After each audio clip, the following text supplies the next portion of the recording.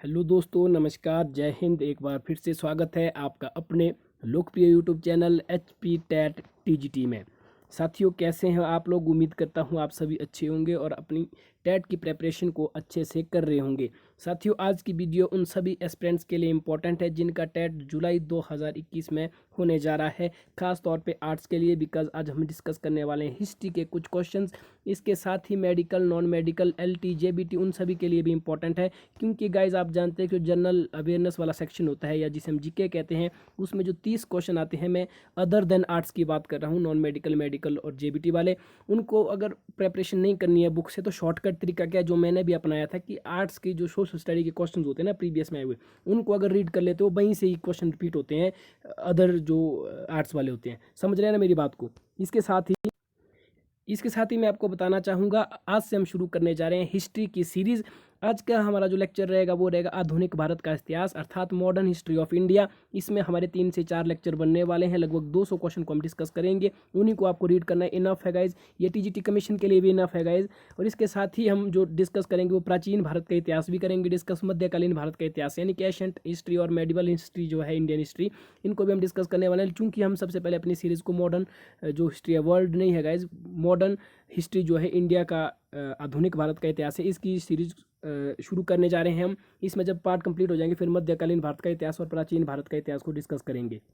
और क्वेश्चन को डिस्कस करने से पहले मैं आपको थोड़ा बहुत बता देता हूँ। बहुत सारे फ्रेंड्स हमें मैसेज कर रहे थे कि जो आपकी वीडियो हमें नहीं मिलती है तो कैसे चेक करें, तो उनको मैं बता देता हूँ गाइज। तो साथियों, ये हमारा यूट्यूब चैनल है HP टैट TGT, आप यहाँ पे देख सकते हो, बिल्कुल अच्छी तरह से देख सकते हो। इसमें 3.51 के सब्सक्राइबर हो चुके हैं। तो आपको यहाँ पे प्लेलिस्ट वाले सेक्शन पे जाना है। जैसे ही प्लेलिस्ट में आप जाएंगे तो आपको यहाँ पे अलग अलग सीरीज़ मिल जाएगी। जैसे आपको यहाँ पे दिख रहा है केमिस्ट्री की सीरीज़ HP टैट के लिए, उसी तरह से सुपर सीरीज़ है HP टैट के लिए, पॉलिटिकल की सीरीज़ है फॉर HP टैट TGT के लिए, फिजिक्स की सीरीज़ आपको दिख रहा है, कमीशन की सीरीज़ है, साइकोलॉजी है। और टैट TGT के प्रीवियस ईयर के क्वेश्चन अगर आपको चाहिए तो कुछ एक क्वेश्चन हमने डिस्कस किए हैं, सॉल्व्ड किए। एक क्वेश्चन पेपर तो हमने पूरा सॉल्व्ड किया है टैट का, उसको भी आपको यहाँ से मिल जाएगा। तो जो ऐसे साथी जो मैसेज कर रहे थे कि सर हमें नहीं मिलती आपकी वीडियोज़, उनको क्या करना है, चैनल पे जाके जैसे ये वीडियो देख रहे हैं ना आप, इसके नीचे जाके चैनल को विजिट कर लेना और इस तरह की सीरीज़ को देखना है। जैसे यहाँ पे HP GK की सीरीज़ है। और इसके साथ ही मैं सभी के लिए एक इंपॉर्टेंट चीज़ बता देता हूँ साथियों, जो ये पे सुपर सीरीज़ देख रहे हैं ना आप, ये वाली, इसको आपको बिल्कुल ज़रूरी देखना है। इसको बिना देखकर आप टैट का पेपर बिल्कुल ना दीजिए, क्योंकि ये इतनी इंपॉर्टेंट सीरीज़ है गाइज, बहुत ही ज़्यादा इंपॉर्टेंट सीरीज़ है। इसमें हमने वो चीज़ें डिस्कस की है गाइज जिसका आपको पता होना चाहिए। इसमें सोशल स्टडी के क्वेश्चन डिस्कस किए, जैसे मैंने आपको पहले भी बताया कि जो आर्ट्स के अलावा जितने भी साथी हैं, medical, JBT, LT, non medical, Shastri वाले, उनको अगर आपको जनरल अवेयरनेस ईजी भाषा में स्मार्ट वर्क करके रीड करना है, प्रेपरेशन करनी है, तो इस सीरीज़ को देख लो। इसमें हमने वो सारी चीज़ें डिस्कस की है। आर्ट्स वाले के लिए तो ये रामबाण क्लास होने ही वाली है, तो इस सीरीज़ को आप जरूर देखें। बाकी अपने सब्जेक्ट के हिसाब से सीरीज़ को देख सकते हो। इसमें हिस्ट्री की सीरीज़ नहीं थी तो हिस्ट्री की सीरीज़ शुरू कर रहे हैं। कुछ एक मेडिकल वाले बोल रहे थे कि बायोलॉजी की सीरीज़ शुरू करें, तो उनके लिए हम देख रहे हैं कि जल्दी से बायो की सीरीज़ भी शुरू की जाए। तो साथियों, चलिए शुरू करते हैं हमारी वीडियो को। और आज की वीडियो में हम डिस्कस करने वाले हैं टॉप 50 क्वेश्चंस। ये जो टॉप 50 क्वेश्चंस है, ये हमारे आधुनिक भारत के इतिहास की पहली वीडियो है। इसके हम, जैसे मैंने अभी पहले बताया कि 3 से 4 वीडियो बनने वाली है, तो उनको डिस्कस करेंगे। तो इसके साथ ही गाइस अपना स्कोर हमें बता देना है कि आपके 50 में से कितने नंबर ठीक हुए, तो उतने में आप बताएं। जैसे 40 क्वेश्चन ठीक है तो 40/50, ताकि और ऑडियंस को हमें पता चल सके कि आपके साथ जो टैट का एग्ज़ाम देने वाले उनकी प्रेपरेशन कितनी है। इसके साथ ही गाइस अगर आप हमारी जर्नी में कुछ डोनेट करना चाहें, हमारी साथ देना चाहें, तो आपको ऑनलाइन पेमेंट के थ्रू इस नंबर पे दे सकते हो, 8297 48 963। इस नंबर पे आप मैसेज कर सकते हो। गूगल पे के थ्रू आप हमें दे सकते हैं, क्योंकि कुछ एक फ्रेंड्स हमें ये चीज़ कह रहे थे। तो अगर कोई ऐसा है कि डोनेट करना चाहता है, कुछ इस तरह से हेल्प करना चाहता है जर्नी की, ताकि हम आपके लिए बेटर मटेरियल है, तो इस नंबर से कर सकते हैं। अगर किसी को ऑफलाइन करना तो हमें व्हाट्सएप, इस नंबर पे व्हाट्सएप कर सकता है, तो हमें उसको डिटेल दे देंगे। तो बढ़ते हैं अपने वीडियो की तरफ गाइज। पहला क्वेश्चन है, कौन विदेशी आक्रमणकारी भारत से कोहिनूर हीरा तथा मयूर सिंहासन उठा ले गया था? आप जानते हैं कि भारत के पास किसी समय कोहिनूर हीरा था, तो कोहिनूर हीरा और मयूर सिंहासन को कौन सा विदेशी आक्रमणकारी उठा लिया गया था? इसका जो राइट आंसर है गाइज वो है नादिर शाह। ऑप्शन नंबर ए इसका राइट आंसर हो जाएगा, नादिर शाह इसका सही आंसर है। बढ़ते हैं दूसरे क्वेश्चन की ओर। भारत में सर्वप्रथम कौन यूरोपीय व्यापारी आया था? आप जानते हैं गाइज भारत में अलग अलग समय पे अलग अलग देशों के व्यापारी आए थे, और वही मेन कारण रहा है कि हमारा देश अलग अलग समय पे गुलाम रहा। ओके, ईस्ट इंडिया कंपनी के विकास के कारण ही भारत में ब्रिटेन का जो है ब्रिटिश के अधीन रहना पड़ा था, देश को गुलाम रहना पड़ा था। इस क्वेश्चन में पूछा है कि भारत के सर्वप्रथम कौन यूरोपीय व्यापारी आया था, मतलब भारत के जो देश है हमारा उसमें सर्वप्रथम कौन सा यूरोपीय व्यापारी आया था। तो इसका जो राइट आंसर है वो आपको बताना है पुर्तगाली। तो गाइस यूरोप एक आप जानते हैं कॉन्टिनेंट है, महाद्वीप है, तो इसमें से सबसे पहला जो किस देश का व्यापारी आया था, तो पुर्तगाली आया था। इंपॉर्टेंट क्वेश्चन है गाइस, सारे एग्जाम ओरिएंटेड क्वेश्चन है, खासतौर पे टेट के लिए, टीजीटी में भी इंपॉर्टेंट है, टीजीटी कमीशन के लिए। नेक्स्ट क्वेश्चन है, भारत आने वाला पहला पुर्तगाली व्यापारी कौन था। अभी जैसे मैंने आपको बताया कि यूरोप का पुर्तगाली व्यापारी सबसे पहले आता है, उसका नाम पूछा है। तो ठीक है, जो नाम है बिल्कुल ईजी है, इसका राइट आंसर है Vasco D gamma. Vasco D gamma Bharat आने वाला पहला पुर्तगाली व्यापारी था, जो 1498 में भारत के गोवा में आया था। तो ये चीज़ हो गई। तो नेक्स्ट क्वेश्चन है, पुर्तगालियों ने बीजापुर के शासक यूसुफ आदिल शाह से गोवा कब छीना था। तो इसका जो राइट आंसर है वो ऑप्शन नंबर सी, 1510 ईस्वी। तो पुर्तगालियों ने बीजापुर के शासक यूसुफ आदिल शाह से गोवा 1510 ईस्वी में छीना था। बढ़ते हैं नेक्स्ट क्वेश्चन की ओर, भारत में आने वाले यूरोपीय व्यापारियों को क्रमबद्ध कीजिए। तो गाइस आपको यहाँ पे कुल मिलाकर ये बताना है कि जैसे सबसे पहले कौन सा आया, जैसे इंटरनेशनल लेवल पे जो बिजनेसमैन आते थे, सबसे पहले कौन आए, जैसे अंग्रेज आए, फ्रांसीसी आए, इस तरह से इनको रीअरेंज करना है क्रम वाइज, अच्छे जो सुव्यवस्थित ढंग से अरेंज करना है क्रमबद्ध तरीके से। तो इसका जो राइट आंसर है वो मैं आपको बता देता हूँ, उसका राइट आंसर है option number D. Option number D, यानी कि सबसे पहले पुर्तगाली आए, उसके बाद डच आए, तत्पश्चात अंग्रेज आए और फिर फ्रांसीसी यानी कि फ्रांसीसी व्यापारी आए थे। तो आपको ये ऑर्डर याद रहना है, डच, पुर्तगाली, अंग्रेज और फ्रांसीसी। बढ़ते नेक्स्ट क्वेश्चन की ओर। नेक्स्ट क्वेश्चन है, जेम्स प्रथम का राजदूत जो जहांगीर के दरबार में आया था कौन था। तो इसका जो राइट आंसर है सर टॉमस रे। जो सर टॉमस रे, ऑप्शन नंबर डी इसका सही आंसर हो जाएगा। बढ़ते नेक्स्ट क्वेश्चन की ओर। कलकत्ता जो हाल ही में कोलकाता के नाम से जाना जाता है, नगर की नींव किसने रखी थी। जो कोलकाता शहर है गाइज, उसकी नींव किसने रखी थी। तो इसका राइट आंसर है वो है ऑप्शन नंबर बी, जॉब चानार्क। जो जॉब चानार्क है, ऑप्शन नंबर बी इसका राइट आंसर हो जाएगा। इनके द्वारा कोलकाता जो शहर है वर्तमान समय में, जिसे कलकत्ता के नाम से जाना जाता था, उन्होंने इसकी नींव रखी थी। बढ़ते नेक्स्ट क्वेश्चन की ओर। बंगाल में ईस्ट इंडिया कंपनी को 3000 रुपये वार्षिक देने के बदले निःशुल्क व्यापार का अधिकार कब मिला। गैस आप जानते हैं कि ईस्ट इंडिया कंपनी का भारत के इतिहास में अपना ही एक अहम योगदान है। ठीक है, तो आपको ये चीज़ बताना है यहाँ पे कि 3000 रुपया वार्षिक रूप देने के बदले निःशुल्क व्यापार का अधिकार कब मिला था ईस्ट इंडिया कंपनी को। तो इसका जो राइट आंसर हो जाएगा वो हो जाएगा ऑप्शन नंबर सी, 1717 ईस्वी में। बिल्कुल ईजी है डेट याद करने की, क्योंकि दोनों जो चारों है बिल्कुल ईजी है, 1717। तो इसको आप इस तरह से याद रखें कब जो है इनको अधिकार मिला था निःशुल्क व्यापार करने का, 1717 ईस्वी में। बढ़ते हैं नेक्स्ट क्वेश्चन की ओर। ईस्ट इंडिया कंपनी की स्थापना कब की गई थी। इंपॉर्टेंट क्वेश्चन है गाइस, बहुत ही ज़्यादा इंपॉर्टेंट क्वेश्चन है ये, इसको आपको बिल्कुल याद कर लेना। और इसका जो राइट आंसर है वो है ऑप्शन नंबर ए, 1600 ईस्वी। 1600 ईस्वी में ही ईस्ट इंडिया कंपनी की स्थापना की गई थी, तो ये चीज़ आपको याद रखना है। नेक्स्ट क्वेश्चन है, अंग्रेजों एवं फ्रांसीसियों के बीच निर्णायक बांडीवॉश का युद्ध कब हुआ था। तो इसका जो राइट आंसर है वो आपको मैं बता देता हूँ, राइट आंसर है ऑप्शन नंबर ए, 1760। 1760 में ये युद्ध हुआ था अंग्रेजों एवं फ्रांसीसियों के बीच में।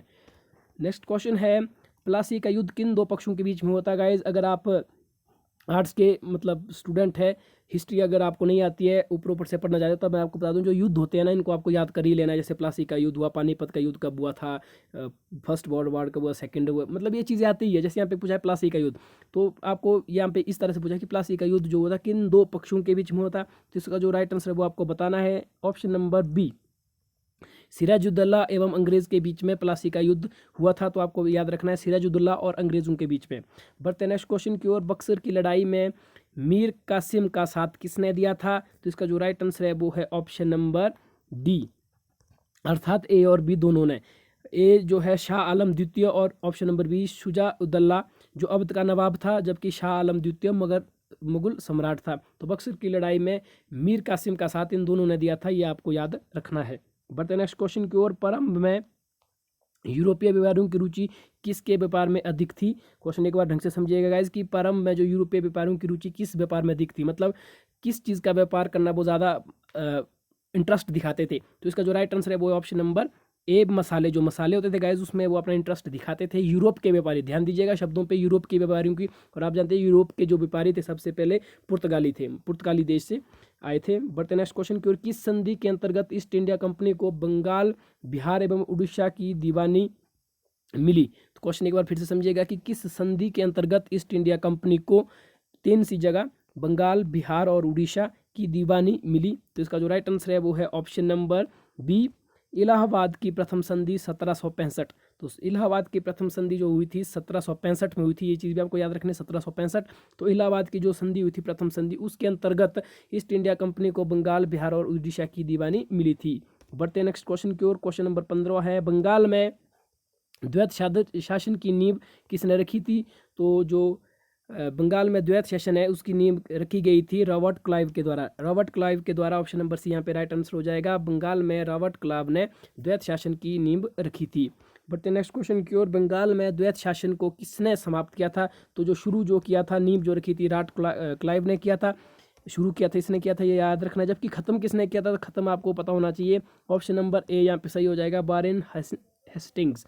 तो वारेन हेस्टिंग्स ने शुरू खत्म किया था, जबकि शुरू जो है रॉबर्ट क्लाइव ने किया था। ओके, बढ़ते नेक्स्ट क्वेश्चन की ओर। इंपॉर्टेंट क्वेश्चन है गाइस, बहुत ही ज़्यादा इंपॉर्टेंट क्वेश्चन है, आपके स्क्रीन पर दिख रहा है कि कलकत्ता में उच्च न्यायालय की स्थापना कब हुई थी?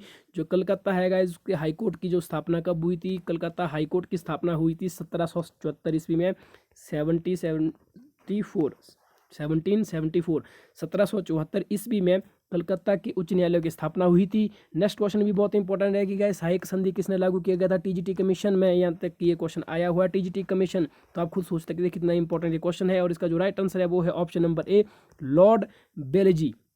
लॉर्ड बेलेजिली ने सहायक संधि को लागू किया था, और ये टीजीटी कमीशन में आया हुआ क्वेश्चन है। सहायक संधि पर हस्ताक्षर करने वाला पहला राज्य कौन था? तो जो सहायक संधि जो शुरू की थी लॉर्ड बेलेजिले, इसमें आपको बताना है कि फर्स्ट स्टेट कौन था जिसने इस पर हस्ताक्षर किए थे? तो इसका राइट आंसर है हैदराबाद। तो हैदराबाद ने सहायक संधि पर सबसे पहले हस्ताक्षर किए थे। बढ़ते हैं अपने नेक्स्ट क्वेश्चन की ओर, जो है भारत का प्रथम गवर्नर जनरल कौन था? तो बिल्कुल इजी क्वेश्चन है, सभी को पता होगा। इसका जो राइट आंसर है वो है option number Lord William Bentinck, C option. तो लॉर्ड विलियम बेंटिक जो है भारत के प्रथम गवर्नर जनरल थे, ये आपको याद रखना है। नेक्स्ट क्वेश्चन है, सती प्रथा को समाप्त करने का श्रेय किस गवर्नर जनरल को जाता है? बहुत ही ज़्यादा इंपॉर्टेंट क्वेश्चन है गाइज। जैसे कुछ एक कुप्रथा थी जिनमें से सती प्रथा भी एक बहुत बड़ी कुप्रथा थी, इसको समाप्त करने का श्रेय किस गवर्नर जनरल को जाता था? उम्मीद करता हूँ कि क्वेश्चन आपको आता है। भारत के प्रथम governor general Lord William Bentinck ने ही सती प्रथा को खत्म किया था, ऑप्शन नंबर डी इसका सही हो जाएगा। तो इसको ईजी कैसे याद रखेंगे? तो सती प्रथा एक बहुत बड़ी कुप्रथा थी, इसको खत्म करने वाला भी कोई तगड़ा ही मतलब मनुष्य था। तो आपको इस तरह से याद रखेंगे, तगड़ा आदमी था, तो फर्स्ट गवर्नर जनरल था, है ना। तो गवर्नर जनरल ब्रिटिश के ही होते थे, इंग्लैंड के ही होते थे, तो वही था। तो इसको आप इस तरह से रखेंगे कि लॉर्ड विलियम बेंटिक ने किया था, और वही भारत का प्रथम गवर्नर जनरल था। नेक्स्ट क्वेश्चन है, समाचार पत्रों से प्रतिबंध हटाने का श्रेय किसे प्राप्त है? तो इसका जो राइट आंसर है वो है चार्ल्स मेडकॉक। तो इसका एक बार में फिर से, समाचार पत्रों से प्रतिबंध हटाने का श्रेय किसे प्राप्त है? तो उसका राइट आंसर हो जाएगा option number B, Charles Metcalfe.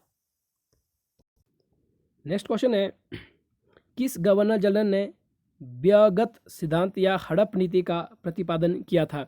जो हड़प नीति है गाइज, इसका आपको बताना है कि किसने प्रतिपादन किया था। तो राइट आंसर हो जाएगा इसका option number C, Lord Dalhousie. Lord Dalhousie के द्वारा ही हड़प नीति, या जिसे व्यापकगत सिद्धांत कहते हैं, उसका प्रतिपादन किया गया था।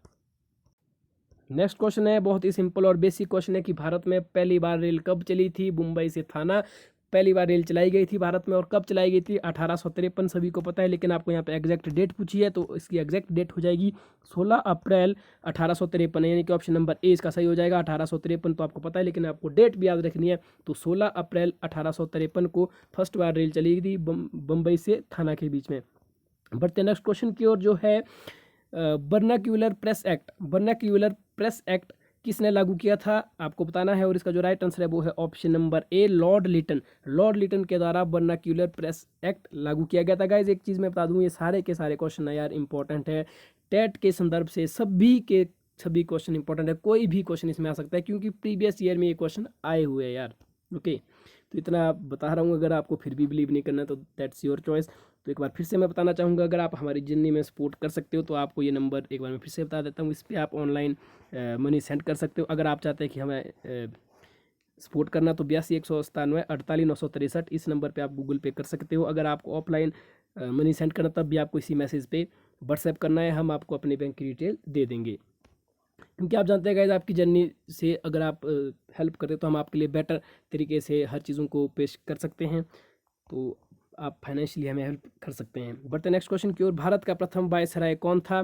तो भारत का जो फर्स्ट वायसराय था आपको यहाँ पे दिख रहा है, तो option number B Lord Canning. Lord Canning भारत के प्रथम वायसराय थे, जबकि लॉर्ड विलियम बेंटिक जैसे मैंने बताया फर्स्ट गवर्नर जनरल थे। तो प्रथम वायसराय कौन थे? Lord Canning. बढ़ते हैं नेक्स्ट क्वेश्चन की ओर। भारत का अंतिम ब्रिटिश गवर्नर जनरल कौन था? जैसे आपको हमने बताया कि लॉर्ड विलियम बेंटिक। 3 नाम आपको याद रखें, एक लॉर्ड कर्नल जो कि भारत के प्रथम वायसराय थे। उसी तरह से आपको याद रखना है कि भारत के प्रथम गवर्नर जनरल जो लॉर्ड विलियम बेंटिक थे। उसी तरह से आपको रखना है याद कि भारत के जो प्रथम माफ कीजिएगा, भारत के अंतिम गवर्नर जनरल थे, ब्रिटिश गवर्नर जनरल, वो थे माउंटबेटन। तो ऑप्शन नंबर डी यहाँ पे राइट हो जाएगा, लॉर्ड माउंटबेटन इसके राइट आंसर हो जाएगा। ये अंतिम गवर्नर जनरल थे, जबकि लॉर्ड विलियम बेंटिक प्रथम गवर्नर जनरल थे ब्रिटिश के, मतलब ब्रिटिश। नेक्स्ट क्वेश्चन है 29वां। भारतीय शिक्षा का मैग्ना कार्टा लिबर्टेटम आज़ादी का महान चार्टर किसे कहा जाता है? आज़ादी का महान चार्टर किसे कहा जाता है? तो इसका जो राइट आंसर है वो है ऑप्शन नंबर सी, वुडबच। तो वुड डिस्पैच जो था 1854 में लॉर्ड डलहौजी को चार्ल्स वुड डिस्पैच का भारतीय शिक्षा योजना संबंधी सुझाव पत्र था। गाइस ये वुड डिस्पैच जो है बहुत इंपॉर्टेंट चीज़ है। वुड डिस्पैच अलग अलग तरीके से आ जाता है कि वुड डिस्पैच कब हुआ था, तो 1854 आपको डेट याद रखनी है। और इसमें लॉर्ड डलहौजी को चार्ल्स वुड डिस्पैच का भारतीय शिक्षा योजना संबंधी सुझाव पत्र दिया गया था। ओके, तो ये चीज़ आपको याद रखनी है। बढ़ते नेक्स्ट क्वेश्चन की ओर। 10 मई 1857 को सब सिपाही विद्रोह कहाँ से प्रारंभ हुआ था? तो इसका जो राइट आंसर है वो है ऑप्शन नंबर सी, मेरठ। तो मेरठ से ये चीज़ शुरू हुई थी, सिपाही विद्रोह आरंभ मेरठ से हुआ था। कब हुआ था? 1857, 10 मई 1857 में। नेक्स्ट क्वेश्चन है मंगल पांडे ने किस सैन्य छावनी का विद्रोह किया था? तो इसका जो राइट आंसर है वो है ऑप्शन नंबर ए, बैरकपुर। बढ़ते हैं नेक्स्ट क्वेश्चन की ओर। 1857 के विद्रोह केस में भारत का गवर्नर जनरल कौन था? गाइज ये क्वेश्चन बहुत ही इंपॉर्टेंट है, क्योंकि आप जानते हैं कि 1857 के बाद ही भारत में स्वतंत्रता संग्राम का आंदोलन जो व्यापक स्तर पे वो शुरू हुआ था। इसमें बहुत इंपॉर्टेंट चीज़ है। और उस समय जो गवर्नर जनरल था वो थे लॉर्ड कैनिंग। ये चीज़ आपको याद रखनी है, लॉर्ड कैनिंग के समय ही भारत में स्वतंत्रता संग्राम शुरू हुआ था। कब हुआ था? 1857 में। और उस समय भारत के गवर्नर जनरल कौन थे 1857 में? लॉर्ड कैनिंग थे। और जबकि लॉर्ड माउंटबेटन आपने देखा है, ये भारत में ब्रिटिश, मतलब भारत में रहने वाले लास्ट ब्रिटिश या अंतिम ब्रिटिश गवर्नर जनरल थे।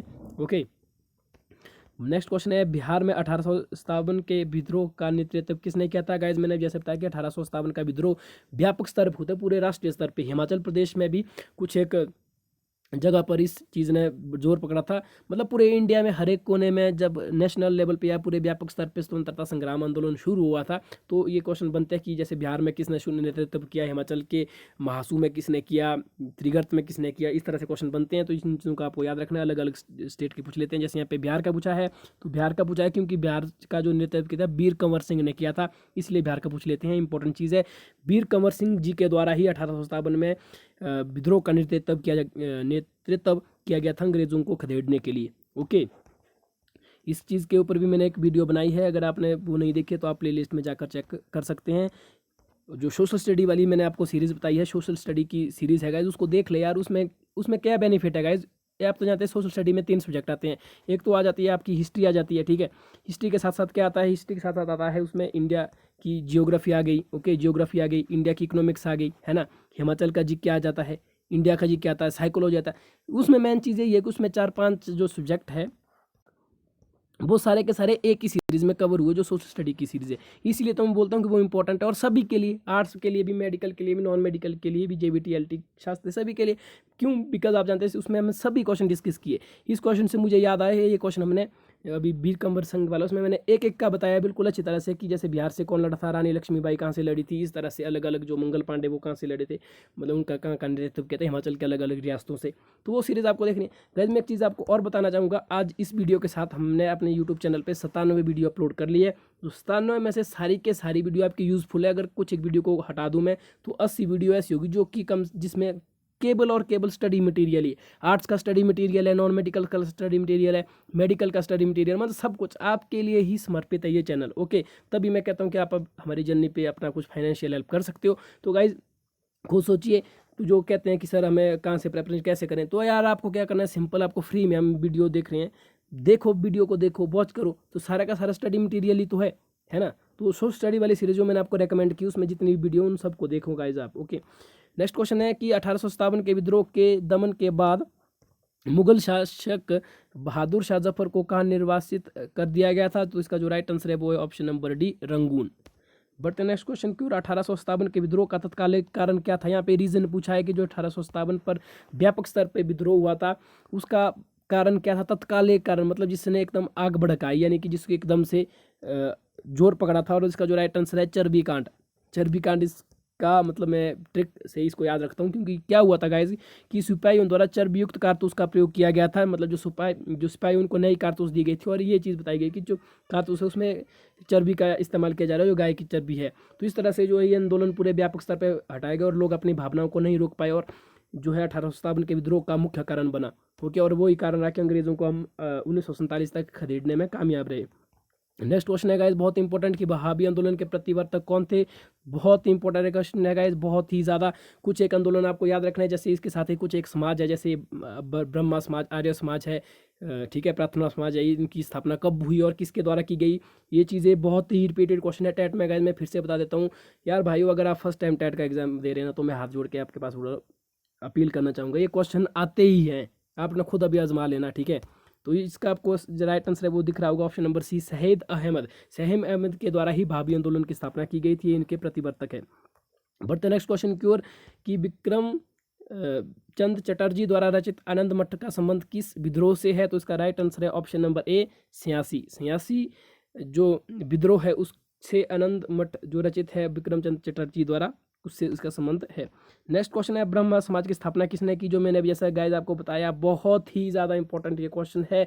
जितने भी समाज है, आंदोलन है, उनके प्रतिबद्धक है, कब हुई इसकी स्थापना, ये आपको याद रखना ही है। क्वेश्चन बहुत ही ज़्यादा इंपॉर्टेंट और इसका राइट आंसर आपको पता ही होगा, राजा राम मोहन राय। राजा राम मोहन राय के द्वारा ही ब्रह्म समाज की स्थापना की गई थी, ठीक है, ये चीज़ आपको याद रखना। जबकि दयानंद सरस्वती ने आर्य समाज की स्थापना की है, जो आपको अभी आगे क्वेश्चन मिलने वाला है, उस समय उसको और विस्तार से समझेंगे।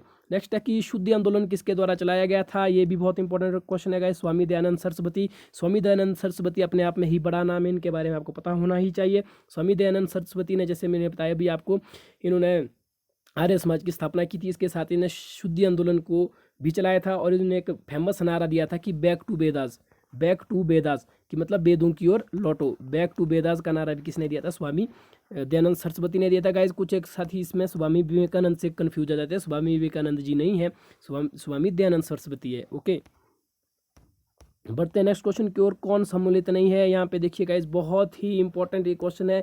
इस क्वेश्चन को डालने का मकसद भी यही है ताकि आप इसे जितनी भी स्थापना ये उनको अच्छी तरह से याद कर पाएँ, क्योंकि ये क्वेश्चन अलग अलग तरीके से पूछा। जैसे क्वेश्चन आया था कि ब्रह्म समाज की स्थापना किसने की थी, तो राजा राम मोहन राय ने। इस क्वेश्चन इस तरह से पूछा जाता है कि ब्रह्म समाज की स्थापना कब हुई थी, तो तब आपको वो चीज़ बतानी है। बहुत ही इंपॉर्टेंट ये क्वेश्चन है गाइस। हाथ जोड़ के मैं एक बार फिर से बता रहा हूँ कि अगर आपको कन्फ्यूज है कि कैसे प्रिपरेशन करें, आपको जो हम बता रहे हैं वही चीज़ें करनी है। नेक्स्ट प्रश्न है गाइस, 1893 में शिकागो में हुए धर्म संसद में भाग लेने वाले भारतीय आध्यात्मिक संत थे। तो इसका जो राइट आंसर है सभी को पता होगा कि स्वामी विवेकानंद इसके राइट आंसर है। स्वामी विवेकानंद गाइज, आपको ये चीज़ याद रखनी है। स्वामी विवेकानंद से ये चीज़, एक ही चीज़ अगर आप याद रखेंगे ये भी इनफ है टेट के लिए, तो स्वामी विवेकानंद ने 3 चीज़ें आपको याद रखनी है। कहाँ पे भाषण दिया था? शिकागो में। उस समय क्या था, वहाँ पर धर्म संसद हुई थी, पूरे विश्व के जितने भी धर्म थे उन वहाँ के धर्म गुरु जो भी इंपॉर्टेंट व्यक्ति थे वो आए थे, और वहाँ पे स्वामी विवेकानंद ने भारत की तरफ से भाषण दिया था। तो वो भारतीय आध्यात्मिक संत थे। ओके, कब दिया था? 1893 में। और इतना ज़बरदस्त भाषण दिया था कि मतलब इन्होंने भारत को जो विश्व गुरु की पहचान थी उसको बरकरार रखा था और भारत को यकीनन वास्तविक रूप से गौरवान्वित किया था। तो ओके, इसीलिए स्वामी विवेकानंद जी को बहुत इज्जत से देखा जाता है, काफ़ी बड़े आध्यात्मिक संत थे। नेक्स्ट क्वेश्चन है कि अलीगढ़ आंदोलन किसने चलाया था? बहुत ही इंपॉर्टेंट क्वेश्चन है गाइस, ये सारे इंपॉर्टेंट है यार, इनको ट्रस्ट करके बस लर्न कर लो, बाकी कुछ नहीं। शहीद अहमद खां। शहीद अहमद खां ने अलीगढ़ आंदोलन को शुरू किया था। अलीगढ़ आंदोलन को किसने शुरू किया था? शहीद अहमद खां। नेक्स्ट क्वेश्चन है, देखो गाइज, ये भी बहुत इंपॉर्टेंट क्वेश्चन है, आपको जो गलत है वो वाला छांटना है, बाकी 3 को आपको याद रखना है। तो इसका जो गलत आंसर है वो है ऑप्शन नंबर डी, ये इसको आपको कट लेना है और आप ऊपर के 3 बिल्कुल आपको याद रखने हैं। तो पहला है प्रार्थना समाज। प्रार्थना समाज की स्थापना किसने की थी? महादेव गोविंद रानाडे ने। महादेव गोविंद रानाडे ने कौन से समाज की स्थापना की थी? प्रार्थना समाज। सत्यशोधक समाज की स्थापना किसने की थी? तो ज्योतिबा फुले ने। सत्यशोधक समाज की स्थापना किसने की थी? ज्योतिबा फुले ने। जबकि राधा स्वामी सत्संग की स्थापना की थी शिवदयाल सिंह ने। तो ये 3 चीज़ें आपको रखनी है। जैसे आपने 2 समाज याद रखे, ब्रह्मा समाज, प्रार्थना समाज और रामकृष्ण मिशन, उसी तरह से आपको ये 3 भी याद रखने हैं। प्रार्थना समाज महादेव गोविंद रानाडे, सत्यशोधक समाज ज्योतिबा फुले, राधा स्वामी सत्संग शिवदयाल सिंह। ओके, तो ये आपको याद रखना है। नेक्स्ट क्वेश्चन है, यंग बंगाल आंदोलन का प्रवर्तक था? तो यंग बंगाल आंदोलन का प्रवर्तक कौन था? तो इसका राइट आंसर है option number A, Henry Vivian Derozio. ठीक है, ये इसका राइट आंसर है। बढ़ते नेक्स्ट क्वेश्चन की ओर। थियोसोफिकल सोसाइटी, तो जो गाइस ये है थियोसोफिकल सोसाइटी का मुख्यालय भारत में कहाँ पर स्थित है या स्थापित किया गया था? तो इसका जो राइट आंसर है वो है ऑप्शन नंबर सी, अयार। तो जो इसका सी ऑप्शन, एक सेकेंड, ए वाला ऑप्शन इसका राइट हो जाएगा। बढ़ते हैं नेक्स्ट क्वेश्चन की ओर। नेक्स्ट क्वेश्चन है कि सत्यार्थ प्रकाश किसकी कृति है? सत्यार्थ प्रकाश किसकी कृति है? तो इसका जो राइट आंसर है वो है ऑप्शन नंबर ए, स्वामी दयानंद सरस्वती। स्वामी दयानंद सरस्वती, जैसे मैंने अभी पहले बताया, अपने आप में इंपॉर्टेंट नाम, इनसे बहुत सारे क्वेश्चन बनते हैं। तो सत्यार्थ प्रकाश भी इन्हीं की एक कृति थी। बढ़ते नेक्स्ट क्वेश्चन की ओर। भारत में सती प्रथा पर कब प्रतिबंधित किया था? जैसे अभी मैंने बताया कि जो लॉर्ड विलियम बेंटिंक है उनके द्वारा सती प्रथा को बंद किया गया था। और ये कब किया गया था बंद? 1829 ईस्वी में। 1829 ईस्वी में सती प्रथा को बंद किया गया था, मतलब प्रतिबंध लगाया गया था लॉर्ड विलियम बेंटिंक के समय। विधवा विवाह के प्रबल समर्थक कौन थे? तो इसका जो राइट आंसर है वो है ईश्वरचंद विद्यासागर। ईश्वरचंद विद्यासागर को ही विधवा विवाह के जनक के रूप में या विधवा विवाह में सबसे ज़्यादा समर्थन जो ईश्वरचंद विद्यासागर जी ने किया था। ये क्वेश्चन अलग अलग तरीके से पूछा जाता है। टीजीटी कमीशन में भी क्वेश्चन आया था कि विधवा विवाह को मतलब समर्थक नहीं था, वहाँ पे कुछ और शब्द का यूज़ किया गया था। मतलब विधवा विवाह को सबसे ज़्यादा किसने प्रचार किया कि हाँ भाई, जिससे क्या होता था गाइस, पहले के इसमें जो विडो होती थी, विडो महिलाएं होती थी, उनके साथ किसी भी तरह का मैरिज इस तरह से नहीं किया जाता था। तो इस चीज़ की आवाज़ जो है ईश्वरचंद विद्यासागर जी के द्वारा उठाई जाए कि विधवा कभी विवाह हो सकता है, उनकी भी लाइफ है, उनको भी जीने का अधिकार है। नेक्स्ट क्वेश्चन है कि तत्वबोधिनी सभा के संस्थापक कौन थे? तो इसका जो राइट आंसर है वो आपको बताना है। तो इसका जो राइट आंसर है वो है option number C, Devendranath Tagore. जो देवेंद्रनाथ टैगोर है वो जो है तत्वबोधिनी सभा के संस्थापक थे। तो ये थे गाइस आज के 50 क्वेश्चन जो हमने डिस्कस किए। बाकी के जो क्वेश्चन आपको यहाँ पे स्क्रीन पे दिख रहे हैं, इनको हमने अपने आगामी नेक्स्ट वीडियो में डिस्कस करेंगे।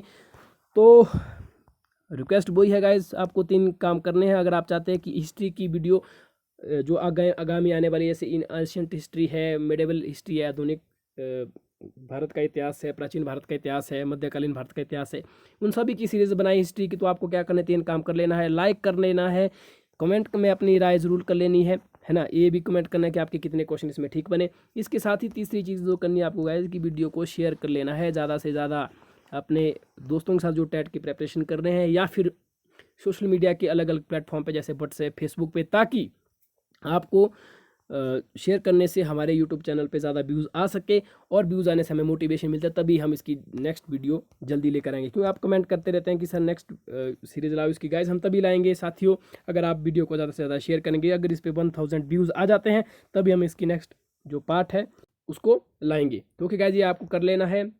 तो आज के लिए बस इतना ही, बाकी मिलती है नेक्स्ट वीडियो में। तब तक अपना ख्याल रखिएगा और प्रिपरेशन को अच्छे से करिएगा। जय हिंद।